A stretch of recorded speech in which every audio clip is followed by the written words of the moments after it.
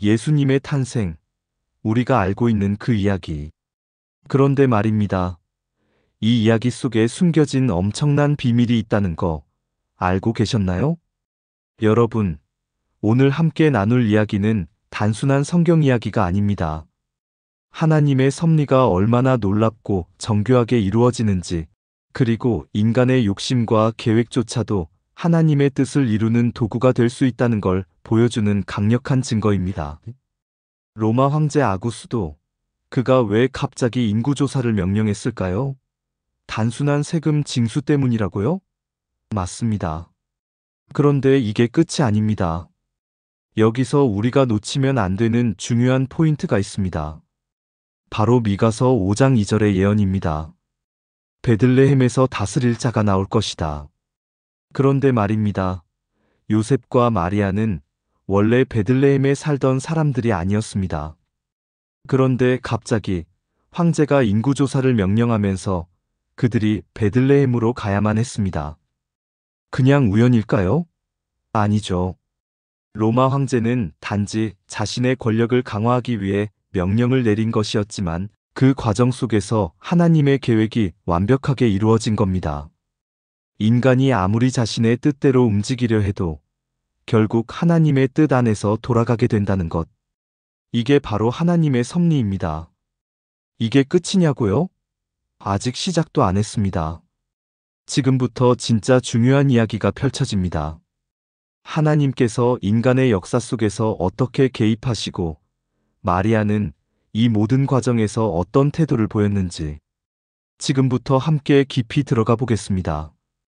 여러분, 한번 상상해 보세요. 온 우주의 왕이신 분이 이 땅에 오셨습니다. 그런데 그분이 왕궁이 아닌 가장 낮고 초라한 곳에서 태어나셨다면? 아니, 세상을 구원할 분이 오셨는데 여관조차 들어가지 못하고 동물들의 밥통, 구유에서 태어나셨다면? 이거 너무 말이 안 되지 않습니까? 그런데 말입니다. 바로 여기에 엄청난 비밀이 숨겨져 있습니다. 왕의 혈통을 가진 예수님, 다윗의 후손으로 오셨는데 왜 여관이 아니라 구유에서 태어나셨을까요? 그냥 우연이었을까요? 아닙니다. 이건 단순한 사건이 아니라 하나님께서 직접 보여주신 메시지입니다. 그 메시지가 뭐냐고요? 바로 겸손입니다. 가장 높은 분이 가장 낮은 곳으로 오셨습니다. 그분은 권력을 휘두르러 오신 게 아니라 섬기러 오셨다는 걸 몸소 보여주신 거죠. 그런데 여기서 더 놀라운 사실, 예수님께서 누워 계셨던 그 구유, 이게 그냥 동물들이 먹는 통이 아닙니다. 영적인 의미가 있어요. 양들이 먹이를 먹는 곳. 다시 말해, 예수님께서는 우리에게 영적인 양식이 되어주신다는 것을 상징적으로 보여주신 겁니다. 그냥 탄생 장소가 아니라 예수님께서 이 땅에 오신 목적까지 담겨 있는 거죠. 그리고 여기서 끝이 아닙니다. 예수님의 탄생 소식, 누구에게 제일 먼저 전해졌을까요? 왕, 귀족, 성전의 대제사장? 아닙니다. 바로 목자들이었습니다.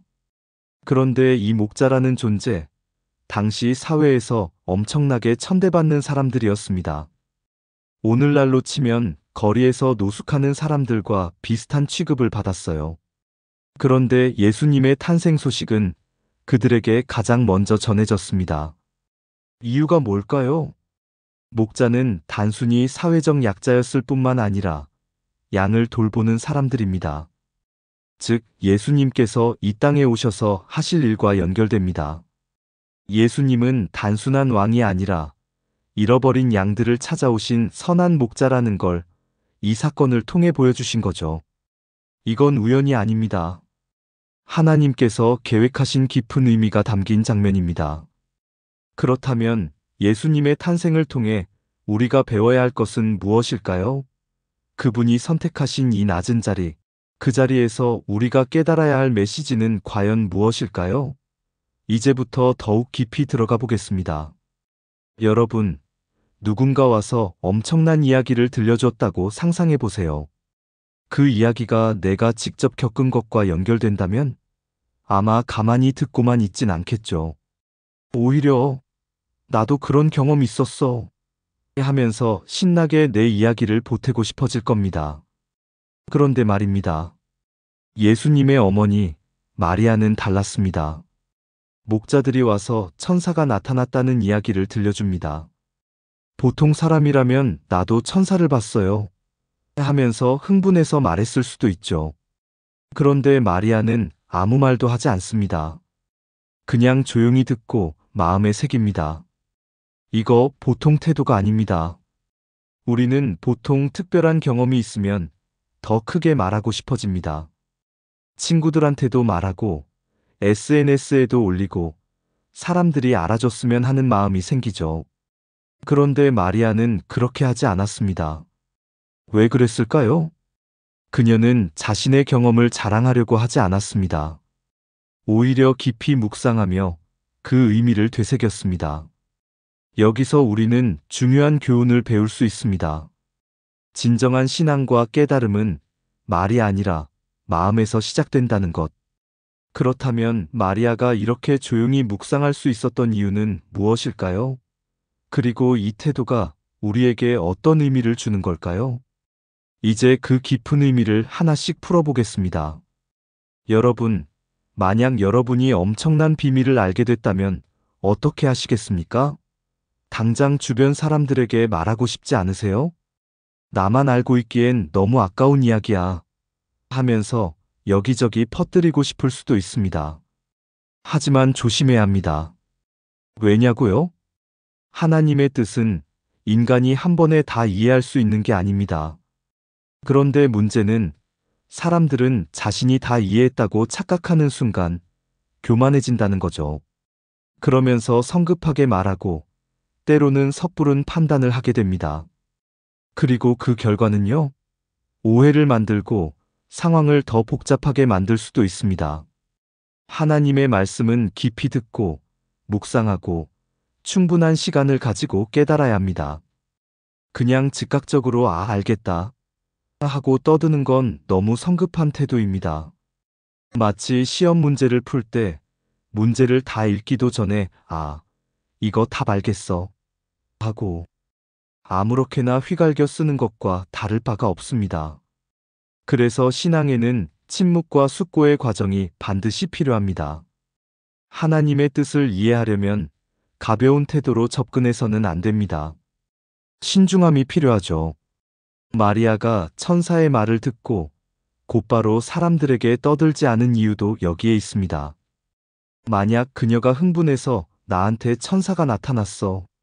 내가 예수님의 어머니래. 하고 막 말했다면 어떻게 됐을까요? 사람들의 오해는 물론이고 엄청난 위험에 처했을 수도 있습니다. 그렇다면 오늘날 우리는 하나님의 뜻을 어떻게 받아들이고 묵상해야 할까요? 그리고 신중하게 말씀을 새긴다는 것은 어떤 의미일까요? 이제 그 깊은 과정 속으로 들어가 보겠습니다. 여러분, 혹시 이런 생각해 본 적 있으세요? 세상을 바꾼 위대한 인물들은 어떤 태도를 가지고 있었을까요? 돈, 권력, 명예? 그게 아니라면 도대체 무엇이었을까요? 오늘 우리는 예수님의 탄생 이야기 속에서 그 답을 찾을 수 있습니다. 바로 겸손과 신중함입니다. 예수님께서는 가장 낮은 자리에서 태어나셨고 마리아 역시 경거망동하지 않았습니다. 천사가 직접 나타나서 놀라운 소식을 전했는데도 마리아는 흥분해서 떠들지 않았습니다. 그냥 조용히 듣고 마음에 새겼습니다. 그런데 지금 우리의 모습은 어떨까요? 요즘 세상을 보면 남녀노소를 불문하고 가볍게 행동하는 사람들이 많습니다. 특히 SNS가 발달하면서 듣자마자 생각 없이 퍼뜨리는 일도 많아졌죠. 심지어 높은 지위에 있는 사람들조차 신중하지 못한 모습을 보입니다. 겸손과 신중함이 사라지고 그저 남들에게 잘 보이는 것이 전부인 시대가 된 것 같습니다. 그렇다면 우리는 어떻게 해야 할까요? 예수님의 탄생 이야기에서 배울 수 있는 진짜 교훈은 무엇일까요? 그리고 우리가 살아가는 이 시대 속에서 겸손과 신중함을 어떻게 실천할 수 있을까요? 이제 그 답을 찾아 떠나보겠습니다. 여러분, 오늘 이야기를 통해 중요한 사실을 하나 깨닫게 되셨나요? 우리는 흔히 세상의 기준에 따라 살아갑니다. 더 화려하게, 더 인정받고, 더 자극적인 것들을 쫓아갑니다. 하지만 그럴수록 우리의 마음은 더 공허해지고 더 쉽게 흔들립니다. 그리고 그 중심에는 자존감이라는 중요한 요소가 있습니다. 자존감이 낮을수록 사람들은 외부 자극에 쉽게 반응합니다. 누가 나를 무시하는 것 같으면 바로 화를 내고, 인정받지 못하면 우울해지고 세상의 즐거움이 전부인 것처럼 집착하게 됩니다. 하지만 하나님을 깊이 묵상하고 그분의 말씀 안에서 살아가는 사람들은 다릅니다. 그들은 세상의 기준에 흔들리지 않습니다. 오히려 하나님의 기쁨을 품고 살아가기 때문에 그들과 함께하는 사람들조차 긍정적인 영향을 받습니다. 이제 우리는 인간이 만든 쾌락과 중독에서 벗어나야 합니다. 세상의 즐거움이 주는 기쁨은 순간적이지만 하나님께서 주시는 기쁨은 영원합니다. 그러려면 어떻게 해야 할까요?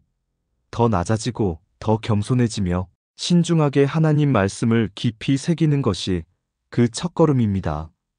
오늘 말씀을 정리하면서 기도로 마무리하겠습니다. 자비로우시고 신실하신 하나님, 오늘도 우리에게 귀한 말씀을 허락해 주시니 감사합니다. 제가 세상의 인정과 쾌락에 흔들리던 때가 많았습니다. 그러나 이제는 하나님께서 주시는 참된 기쁨과 평안을 구하고자 합니다. 교만과 경솔함이 아닌 겸손과 신중함으로 하나님 앞에 나아가게 하소서. 내 감정보다 하나님의 뜻을 우선하게 하시고 세상의 기준이 아니라 주님의 말씀에 따라 살아가는 지혜를 주소서.